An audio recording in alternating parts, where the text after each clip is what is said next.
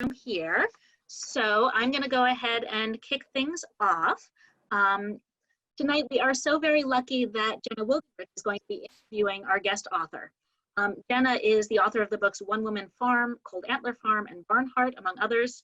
She was actually one of the very first authors that I hosted at Northshire in Saratoga. She was one of our early guests right after the store opened. And her Cold Antler Farm is located in Washington County. And she has basically the coolest bio ever. In addition to farming, she practices archery, falconry, and soap making. So she does all sorts of cool things and has been a longtime friend of the Northshire.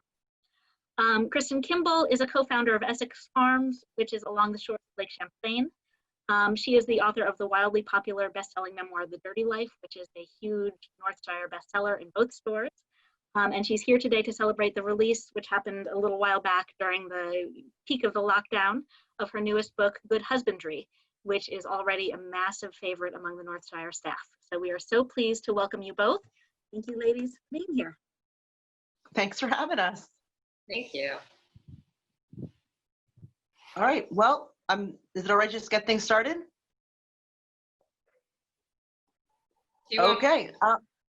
Well, Kristin, I absolutely am honored that you are fine with me doing this interview. I adored your books. Before we get started, without making you uncomfortable with praise, I think I've listened to The Dirty Life 10 times, going each chapter based on the dosage of medicine I needed while I was going through that season on the farm via audiobook. So there's been winters where I heard about your Amish auction experience 6 times just because I had to move firewood or was working outside in the snow, and it just got me through it. It was like a wonderful act of camaraderie to hear another woman living up in the North Country here running a farm. So it's been a huge part of my own farm experience, and it's been a huge, wonderful part of my growth here. And I adored Good Husbandry, and I have a bunch of questions, and I just want to thank you for it. That's so nice. Thank you so much for saying that. It makes me feel very happy to know that you are listening while you're working. And, you know, I think one of the most important needs that we have as women farmers is to know other women farmers. And it is truly just vital to be able to share our victories and our struggles and talk about what we're doing on our own places. So thank you so much for agreeing to talk with me today. And thanks so much to Northshire for hosting both of us. It's great to be here. Yeah, it's a little hot up here if you're watching anywhere outside of the Northeast. But we're supposed to get rain the next couple of days, and it's supposed to cool off. So that's great for both of our farms. I guess I'll start right there, Kristin. What's going on up at Essex Farm right now? What's a day in the life like? So we are deeply into June now, and June is kind of like our everything month where we're planting, we're still prepping ground every once in a while. Our first harvests are coming in, we're doing a ton of weeding, and all of our animals are on pretty fast rotations on their pasture. So anywhere you look on our farm right now, there's just a ton of work to be done. Haymaking, you know, in the course of all that, things are breaking down. So we're having to pause to fix machinery. And somehow I decided to finish up my house renovation in June, which was probably not the wisest thing in the world. But today we're actually moving back into our house today after being out of here for about 3 months while renovations were happening. So, you know, it's just like, that's life. And I think farming is just home. Right?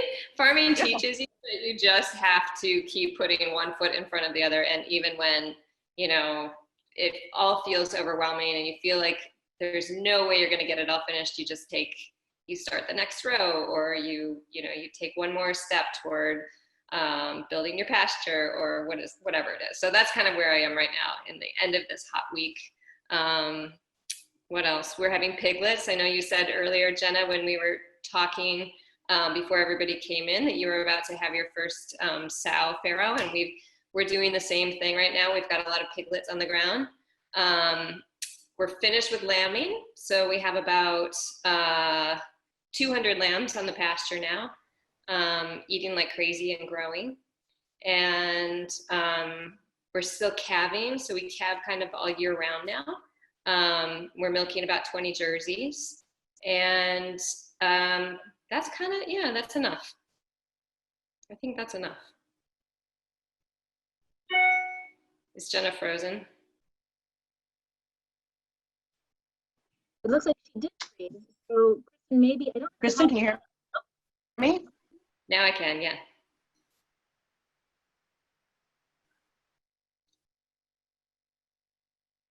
Oh, we've lost you again, Jenna. So Kristin, maybe you would take a moment to, if you have a copy of the book, handy, to read a short passage from it.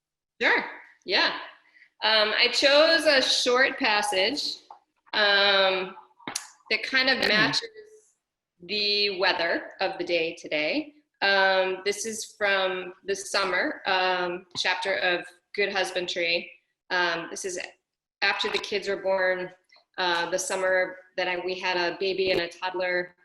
And I think the only thing you need to know about this is that I was taking the horses out to cultivate, and the horses' names were Jay and Jack, and they were one of our very experienced teams.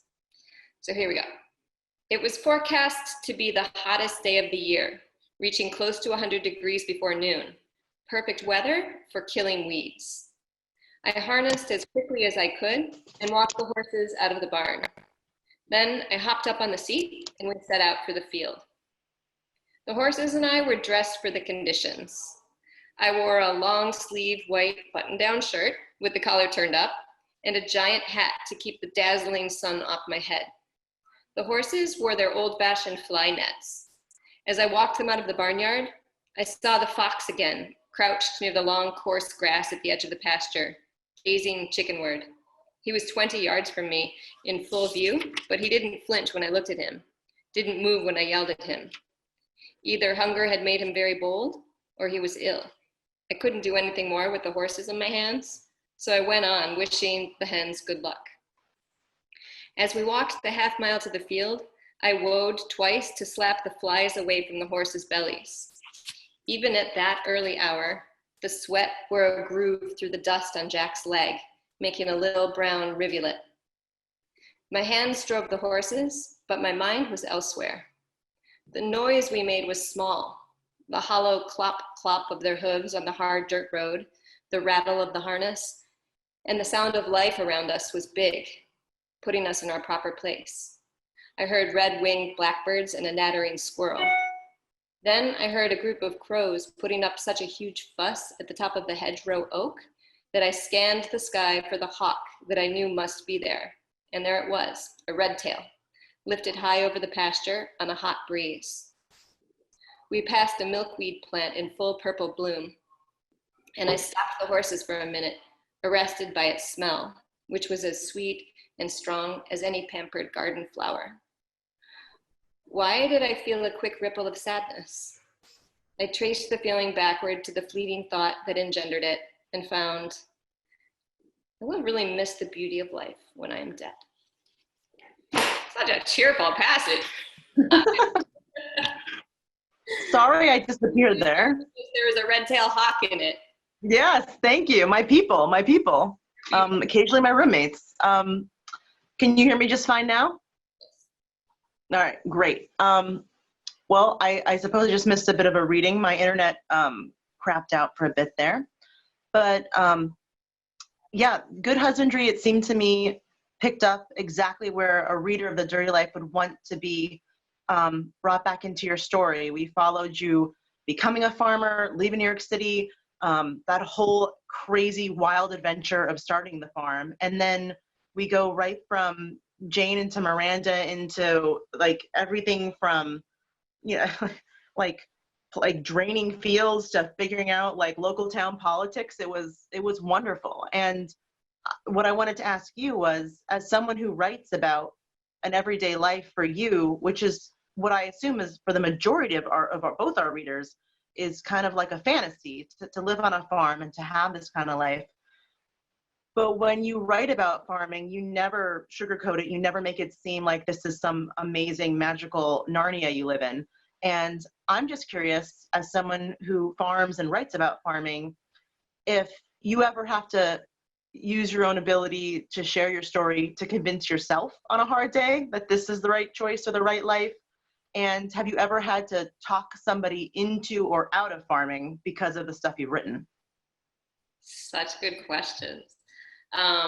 Nobody's ever asked me that first one before, or the second one, actually. And I think I've come to believe that we get to pick our own narrative, right? And you could look at my day today, which involved a lot of frustration and discomfort, and see a really bad day. Or you could look at the day that I had today on the farm and in town today and see the victories and call it a great day. And I believe that writing our story gives us the opportunity to choose the narrative that we want to tell about ourselves. And in that way, yeah, I really do believe that I've written my way into committing to my life here. You know, once you've written it down, that's the story. And by the third or the fourth draft, told yourself that story many times, it becomes more solid, and it becomes, you know, your truth.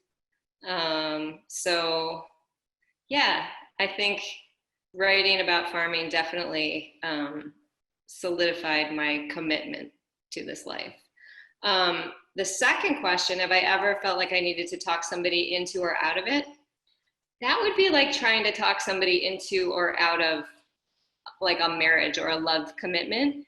And that is, I would never want to take that responsibility on. I want to show people what it's really like, partly because that's just fair, and partly because I don't think anybody writes well if they're not telling the truth. But I certainly wouldn't want anyone to choose this life if they weren't suited for it. I hope that people have read my books and tried things that maybe they wouldn't have tried if they hadn't run across this book.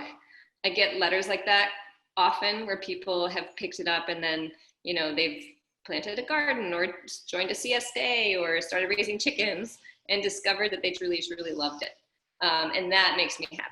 You know, if I open the door for somebody and they find that they want to walk through it, that's great. But gosh, I would never want to talk anybody into it. And I don't think there are many people that I would try to talk out of it.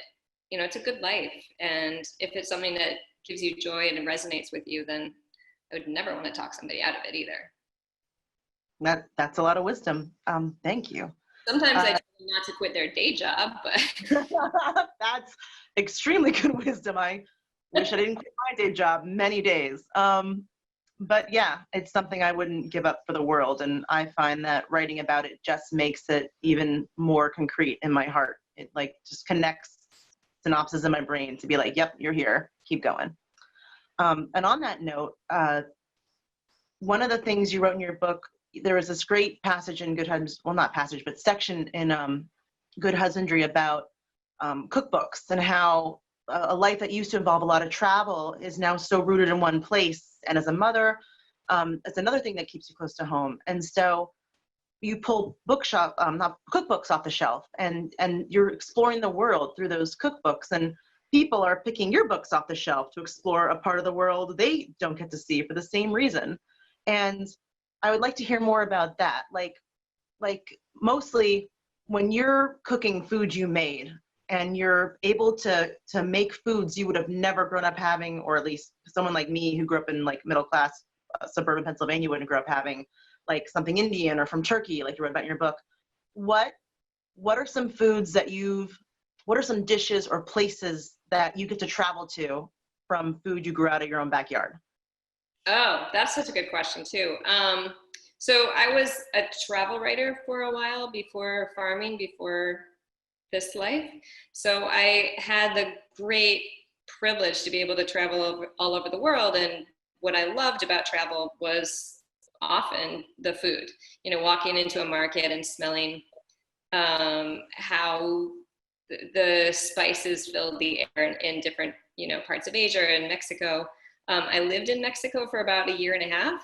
So Mexican cuisine, especially Southern Mexican cuisine, I lived in Chiapas, is deep in my senses and deep in my memory, and it holds a very nostalgic and beautiful place for me. So, the cool thing about whole food, which is what we eat because we live on what we grow here, is that if you grow the right herbs and vary your spices, most places in the world, if you go to the sort of root of their cuisine, we grow those foods. There's a few things we can't grow, like okra or sweet potatoes. It's just not warm enough here to grow those things.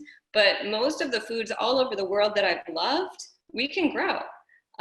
So, right now we're just starting to harvest our first cilantro. And we, of course, grow field corn here. So we send our corn down to Brooklyn every couple months to be made into tortillas. So we send our corn down and it comes back as these beautiful nixtamalized tortillas. And with a tortilla and cilantro and, some hot pepper sauce that we fermented last year, I can do so many different things that remind me of Mexico. There's just endless varieties of taco that we can make here, or enchilada that we can make here, that remind me of the years that I spent in Mexico. And that makes me happy too. That's great. Yeah, food is definitely like the reason I got into this gig. I can't imagine a better direct payment for your efforts than the food you put in your body to fuel you for the next day.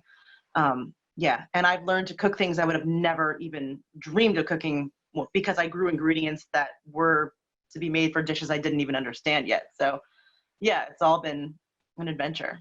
Is there anything that you grow that you don't like, or anything part of an animal that you don't care for, or that you don't like to eat? Yeah, sometimes it's a shame. Like I'm just not a fan of liver. Like, and it's such a raw, beautiful piece of meat that's fresh the day that an animal's butchered.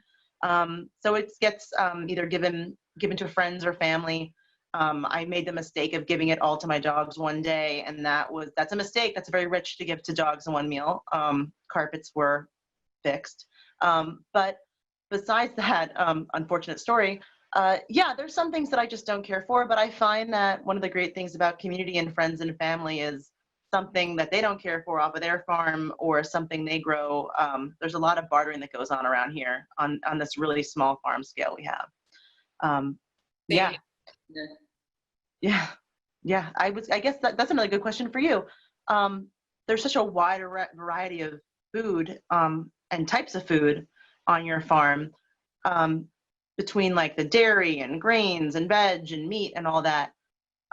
Have you ever had something come up where you were just like, I know that this is something people like, but if one, like I'm using an example from my farm, if one more pig escapes into the woods, I'm never eating, I'm swearing off bacon forever. Has there ever been any animal or crop that has been so worth it on the plate, but so frustrating in just the day-to-day? The first thing that comes to mind for me is dairy. I love cows. I love milking cows. I love that cows convert grass to this incredibly beautiful product, but the infrastructure required and the legal loop, the legal hoops that you have to jump through to do dairy can be very frustrating and very expensive. So as much as I love dairy, there've been several times in the last 16 years that I've thought, maybe we shouldn't do dairy anymore. But we're still doing it, and it's still a huge, delicious part of our diet. And we're talking right now with the cooperative co-packer that's just adjacent to our farm about making a community creamery that could be used by not just our farm, but all of the farms here in our region, including a bunch of new Amish neighbors who milk a few cows. And that could be kind of an elegant solution to the expense and the the big infrastructure that's required to make a proper creamery. So that's one thing. Chickens, the slaughtering side of chickens can get a little bit frustrating sometimes, but I love chicken, so I wouldn't give that one up either. Really, we're both just in it for the food, clearly. Yeah, it's a good thing to be in it for. But one of the other things I love about your books is that there's a lot of real traditional power methods you guys are using around there. A lot of interest in, I mean, not just solar powers in the sense that like it grows vegetables and food and feeds the grass that feeds your cattle and stuff, but looking into like alternative energy. And I've been following Mark and your CSA on Instagram and seeing to move away from more plastics and stuff. That's all been inspiring. And also draft horses. As a fellow lover of horses, and we both had the childhood crush that now here we are, like later in life, still dealing with bridles and harnesses. And I was wondering, with the draft horse end of things, do you think that it's been a draw that's brought people into your farm who otherwise wouldn't be? Or do you think it's been something that also caused like any sort of, not conflict, but like raised eyebrows among more traditional farmers in your area? I would like to know a little bit about farming with horses as a modern farm. Yeah. Yes to both of those questions. I think that the draft horses brought a lot of really cool people to come work for us because they were interested in fossil fuel-free farming, whether that meant because we have solar panels here or because we use draft horses. It brought a lot of folks here to train with us or to work with us for a few years before they started their own farms. A lot of them started their own draft horse powered farms. So that was cool. That was a really interesting era. I should say that we rely way more heavily on tractors now than we did during the period of Good Husbandry. We still have draft horses on the farm, and we also have several Amish people who work here. So they don't drive tractors, so they use the draft horses. But we don't train. Most of the time, we don't train new people to use draft horses anymore. And the role of the draft horse is a lot smaller now than it was when the kids were really tiny. And part of that is because our scale grew to the point where it just wasn't possible. It just wasn't possible. If we were making hay with horses now at the scale we are now, you just couldn't do it because the hay window is so small that if you're trying to make a lot of hay, then you need to do it as quickly as possible before the next rain comes. So we still use the horses for a lot of the cultivating, but we don't do much of our tillage with the horses anymore.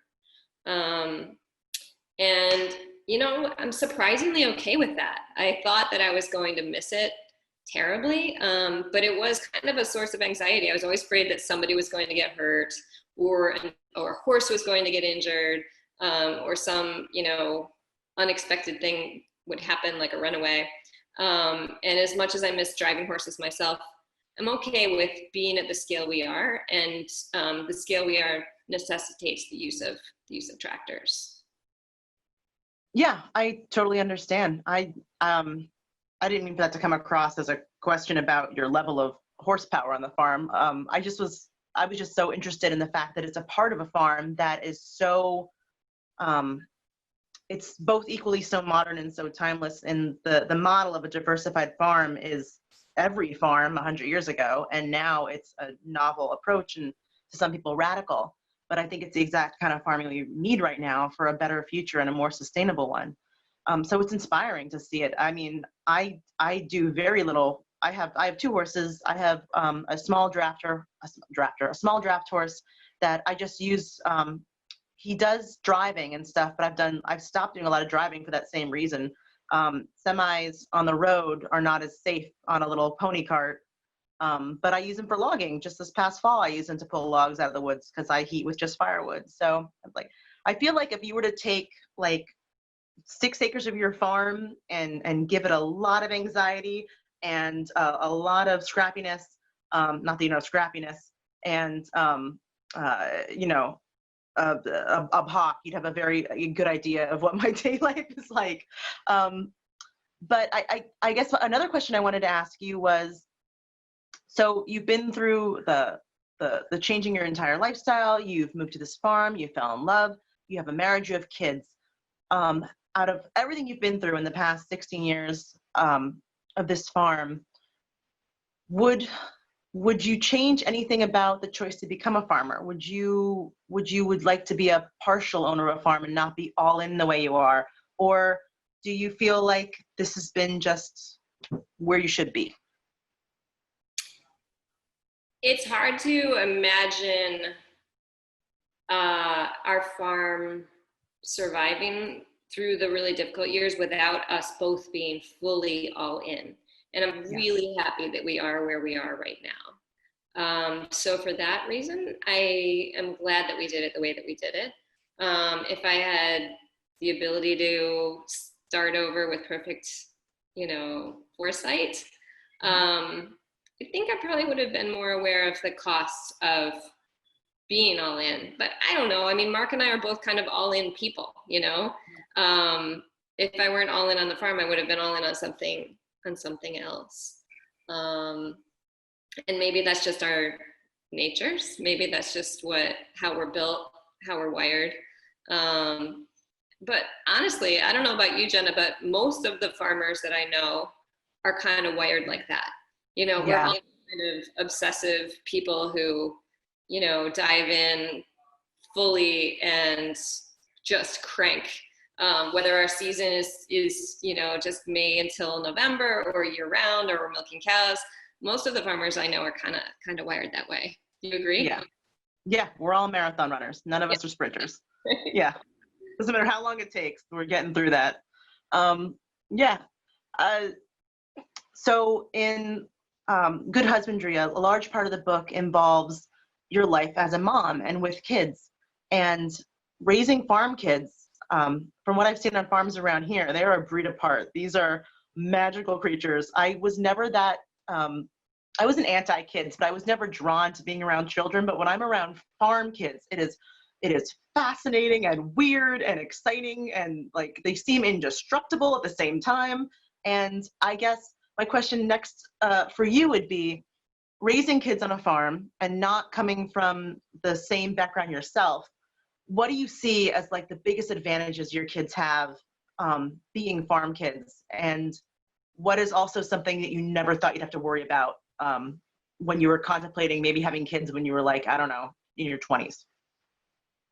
Did you say one of the advantages or disadvantages of having kids? No, like what are the greatest advantages of a kid growing up on your type of farm? And then what is something you never thought you'd even have to worry about with kids? Okay. Well, I think farm kids, not just our kids, they learn that they're not the center of the universe really early, which fosters a sense of independence. It teaches them to make their own fun. It connects them to finding their fun in the physical world. And they have this unbelievably beautiful physical freedom, like our kids have 500 acres that's basically been their playground since they were born. And they've had pretty much free reign on it for as soon as they could, toddle out to the raspberries and pick raspberries and find their way back. I think the things that farm parents worry about that maybe non-farm parents don't as much is the very real threat that your kid could get killed by something on the farm. Whether it's a bull or even a ram when they're little, there's a very real existential threat to kids in a place where, their life is kind of unbounded by the usual structures that surround kids in America. Our pediatrician told us early on, because he has a lot of patients who are farm kids, that they tend to, number one, obey better than most kids because they do know that there is real physical threats out there, and that if they don't obey their parents, they can really get hurt or killed. And they also tend to not have the same kinds of accidents that non-farm kids have because they learn their boundaries when they're pretty little. And I found that to be true with my kids. Yeah, I think there was a section in the book where I think it's Jane has the little chickadee wing at the dinner table. And I was like, this kid's gonna be all right. Like that was wonderful. I think we also, I think farm parents, excuse me, I just saved the cat. She's about to jump out the window. Sorry, guys. Well, at least you guys all know this is a live event. Sorry, renovations are happening and I don't have a screen in and the cat is out the second floor window. I think we worry sometimes that our kids won't see enough of the world, that the beautiful thing about the farm is that they have rain on this little island called the farm. But the opposite of that is that they don't get off of the island very much. And I think I was really concerned when they were little that I wanted to make sure that they saw that the world was big and diverse and beautiful, and give them enough of a vision of the world that they can choose when they get older what kind of lifestyle they want to live. Right. Well, we only have, I think, about 10 minutes left of conversation between us, and then we'll be taking some questions. So before I start asking just things I'm curious about, is there anything in particular you wanted your readers to get out of this book? Is there an overarching message you want people to know who are looking to Essex Farm as either an inspiration or a paradise? What do you want people to get out of this book? I hope that it connects with women who are trying to find balance in their life, whether that's between, their own fulfillment and their responsibilities, or between kids and their career, or trying to balance their home life with their partner. I hope that other people connect with that part of the story. I think in that passage that I just read, it ended on that note of sort of thinking about your own mortality. And I think that was a theme going through this book more than I expected it to be, that, you hit middle age, which I'm firmly in now, and you begin to sort of see that there is a finite limit to life. And, I think when you're younger, you think that must be a terrible thing, but when you're actually in it, it feels very freeing. It feels like, especially when you're on a farm and you're seeing the way that you fit into the cycle of life and death, it makes you kind of want to just make sure that you wake up every day and do what it is that makes you the most fulfilled person you can be. Yeah, that's beautifully said. And the vulnerability in Good Husbandry, the story is not just about the farm and the seasons, but getting through issues in a marriage, being honest about what you can and can't do, dropping comparisons to other women, or regretting travels from the past. Like, it was all really appreciated to read, not just a story about the beautiful farm, but a beautiful mind behind it, and to find out that it's not a perfect life, and there's real issues with money, and when those things hit other, just kids going to school and making sure that they have new clothes because maybe no one on the farm cares, but they don't want to get teased on the playground. And I'm not a parent, so there's things in that book I didn't even consider, which I just really appreciated all of that. And I think a lot of out of all the memoirs that are so popular right now, especially when it comes to anything about agriculture, people seem to be sharing this dream they fulfill, but they don't talk about any parts that are the walking nightmares of it too. And reading about just things going wrong on a farm has been, I personally appreciate it, because things go wrong here all the time, and it's scary to talk about it because you're worried about judgment, or you're worried about animal rights activists, or you're worried about or does it look like a failure if things aren't perfect? And I cannot tell you how wonderful it is to read something beautiful and imperfect. So for that, I'm just grateful. I guess one of my last questions for you would be, so I think a lot of people look to you and your farm, like I said, as an inspiration. What's something that happened on your farm in the past, I don't know, 5-10 years, something that you look to as the biggest surprise of joy that you just can't get out of your head? Like when you're having a bad moment or you're just having a rough day, what's a moment or a time and a place you can go back to on Essex Farm that makes you just dig in a little deeper? I think it's very personal. I think that piece of joy that keeps you going is different for every person on every farm. I think for me, it's always tied to the animals. You know, I think people tend to sort themselves into plant people or animal people, and you can't always tell which side they're going to land on when they get here. But I'm definitely firmly an animal person. And, you know, watching my flock of sheep that started with 7 ewes grow to now, what are we, 350, almost 400 animals, which feels, I mean, most things that we do on the farm are a huge group effort, and I'm not claiming that this was a single-handed thing, but it feels like a huge accomplishment, and it feels beautiful. Every time I see an animal born, it renews my desire to keep going with this life. Every moment of real partnership between me and an animal, often that's like my dog, training my dog, or, you know, training a horse or something, is a little spark of joy that keeps you coming back for something else. And of course, you know, as you know, Jenna, it's the food. The food is a continual 3-time-a-day joy. And I think another thing that you learn as you get older is that it's not the giant joy epiphany that keeps you going on a daily basis. It's those little beautiful things that happen every day, every week, that cumulatively make a life. And, you know, hopefully it's a good one. Yeah, beautifully said. Well, you've been farming for a while now. You've been writing for even longer. You've seen a lot of the world, and you've dug into one spot pretty well. What's the last thing you'd like to say before we go to questions that just, I don't know, if you were to put good husbandry into one sentence or one phrase, what's the heart of it? What do you want people to take away with it? That beauty is imperfect. Perfect. I was guessing it would just be keep going.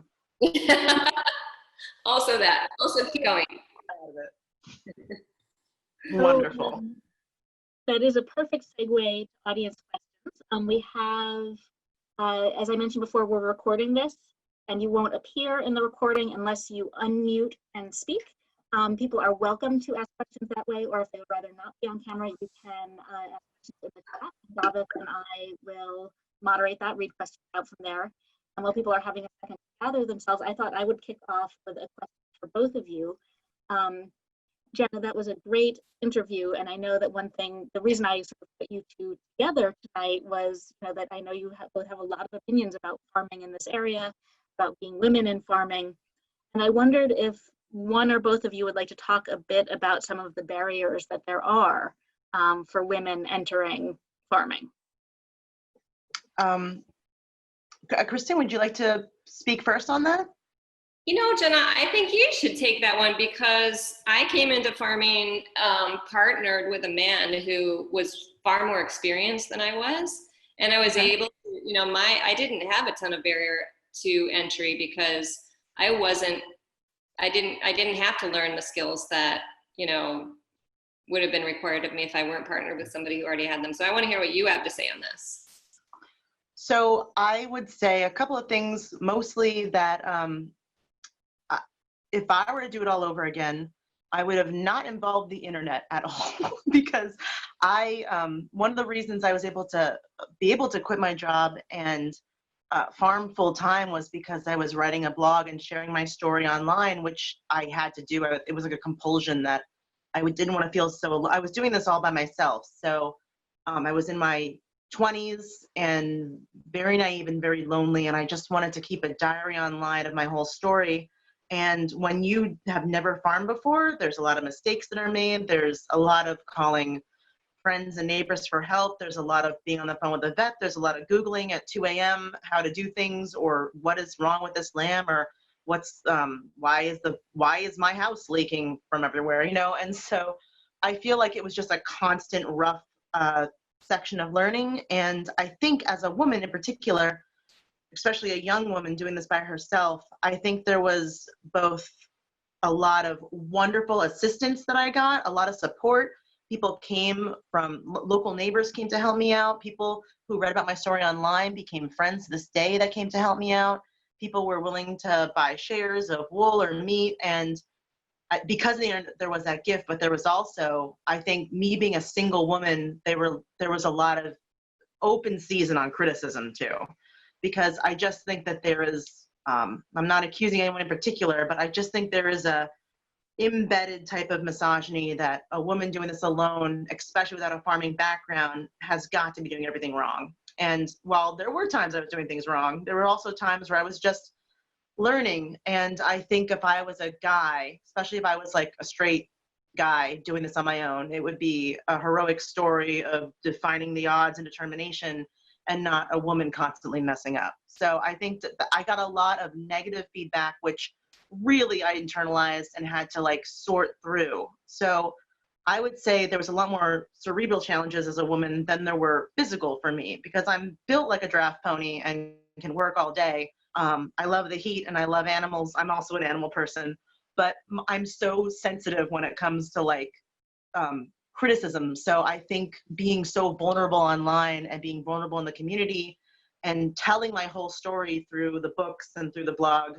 was the reason I could do this, and also the reason it made my life hell at times. So I think in general, to answer that question without making it so narcissistic, it would be being a female farmer alone is tough. And I think if you're farming in a rural area, it's generally more conservative and people have a lot of conservative ideas, but they also have a lot of kindness. And I think, I'm not sure who the original one who spoke about this was, but you don't need to know someone's politics to help you install storm windows. So I've met a lot more kindness and a lot more wonderful stories along the way. But if I were to start it all over again as a woman farmer, I would probably be more private about it, and probably regret every day I was more private about it, because sharing my story has been the best part of it all. I apologize for that long answer. No, not at all. That was really interesting. And I think sharing failure when it comes to animals is a especially vulnerable thing to do. Yeah. And I found that too, that it opens you up to a lot of criticism, whether you're a woman or anybody. Yeah. And you know, when you fail as a farmer, you fail with another living thing. And so much of the world is so removed from the idea of suffering and death, that they have no perspective on it. Yeah. Yeah, and people get very emotional. And yeah. A question for both of you. Before we started, we were kind of running through our technical issues. You both had said that not much has really changed in their daily lives since the pandemic started, with the exception of soap sales, Jenna. But one of the things that I have heard about, in addition to sourdough bread and other activities people have been taking up, is people have been doing a lot of gardening. For the first time, what kind of advice would you recommend to, starting gardeners? Is there particular crops that you would suggest, or things that are easy, or techniques that you've learned? Oh, this is definitely a question for Kristin to answer. I'm the animal person, though. I would say get chickens.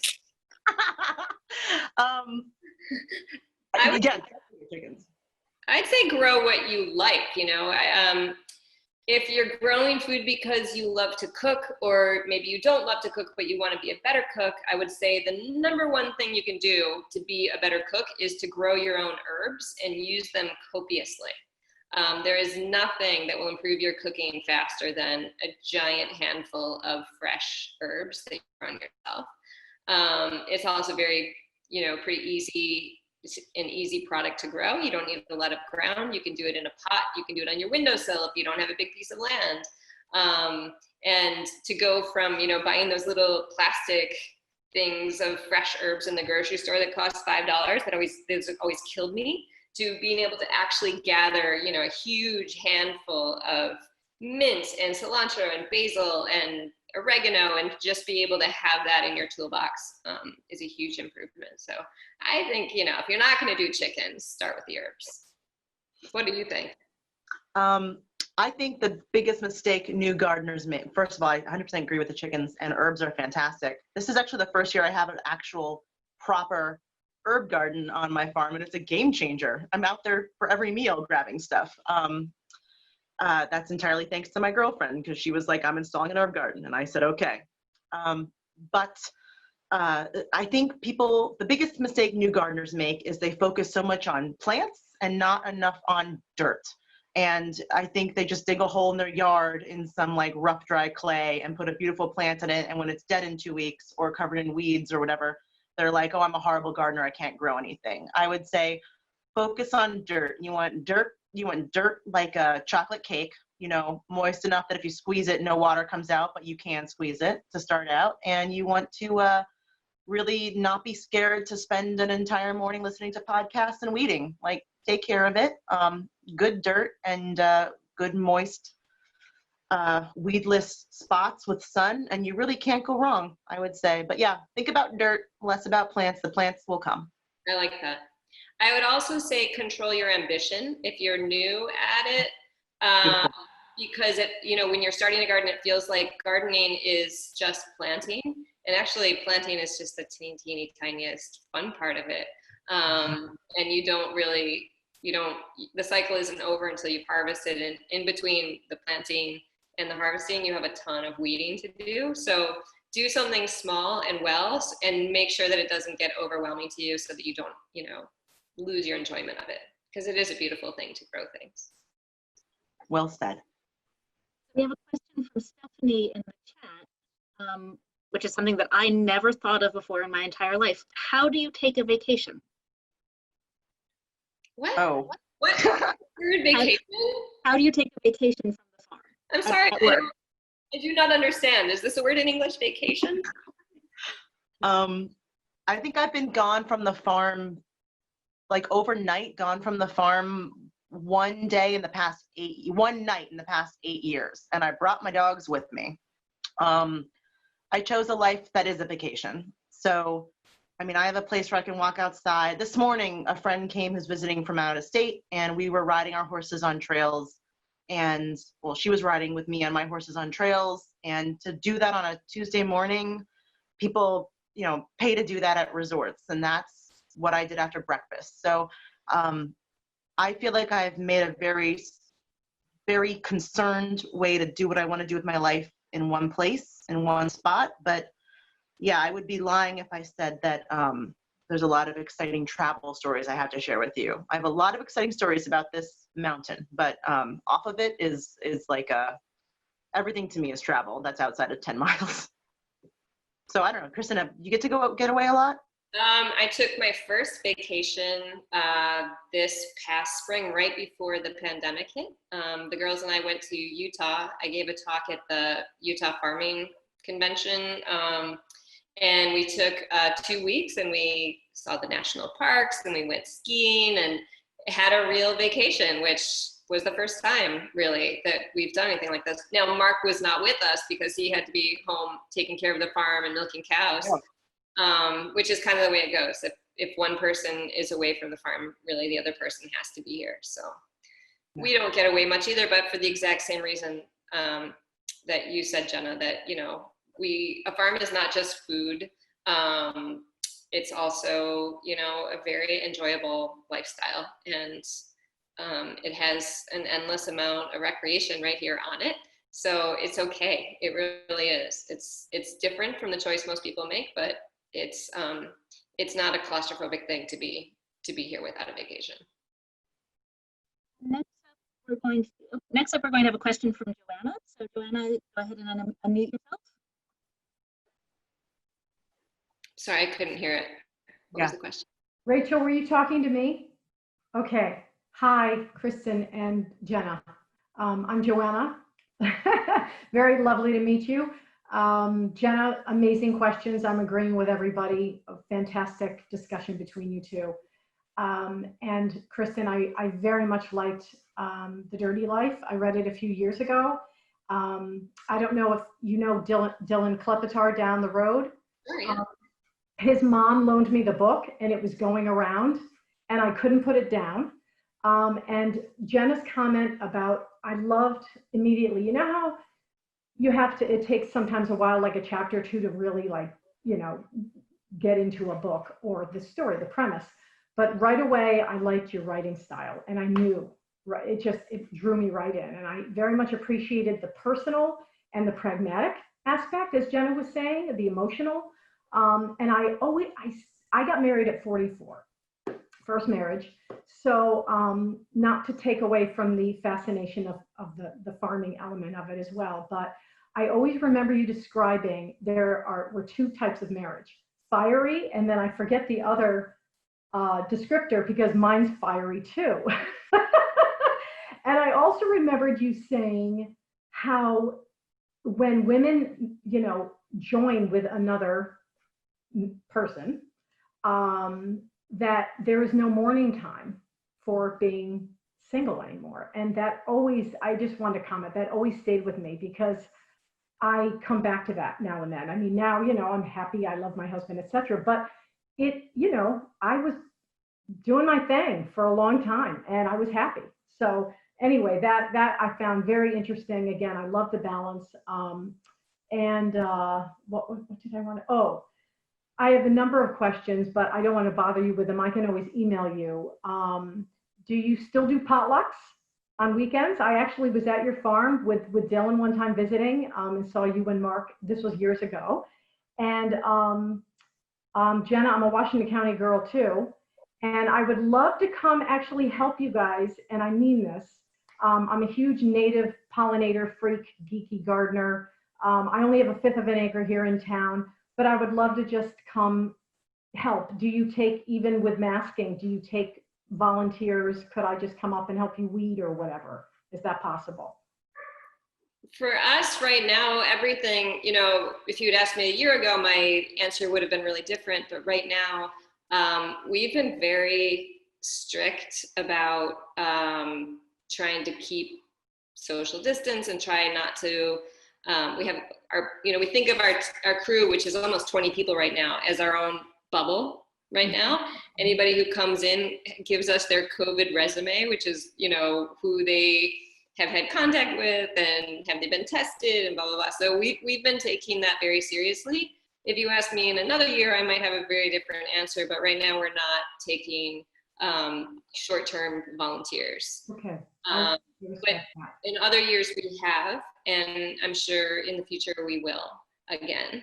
I love knowing that you're interested in native pollinators because I'm thinking about what I'm going to plant in my home garden next year and what kind of like beautiful and sweet smelling things would be nice for the pollinators around our house. So I'd love to hear more about that sometime, for sure. Thank you. You two volunteers, Jenna? I sometimes, like, there's a big event, like there's a shearing day or there's an event like cutting or stacking a lot of firewood. There'll be like a call on the blog, like if you're local and want to stop by. But just like you, during the pandemic, things have been a lot more closed doored.